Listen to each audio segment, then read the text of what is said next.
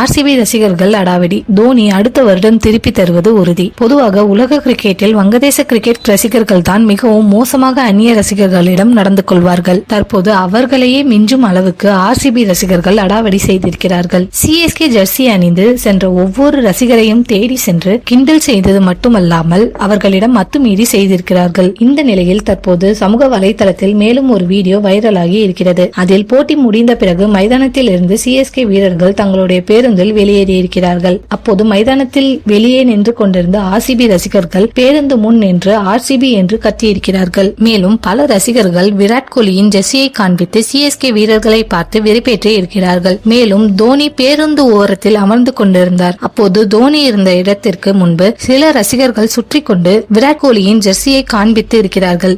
ஆனால் இதை அனைத்தையும் தோனி பொறுமையாக நோட் செய்து கொண்டார். அது மட்டும் இல்லாமல் ஒட்டுமொத்த சிஎஸ்கே வீரர்களும் அதை அமைதியாக பார்த்து பேருந்தில் கடந்து சென்றனர். நிச்சயமாக ஆர்சிபியின் அடாவடித்தனத்தை தோனி உட்பட சிஎஸ்கே வீரர்கள் அனைவரும் நோட் செய்திருப்பார்கள். இதற்கு வட்டியும் முதலுமாக கண்டிப்பாக அடுத்த ஆண்டு நிச்சயம் சிஎஸ்கே திருப்பி தரும் என்று எதிர்பார்க்கலாம்.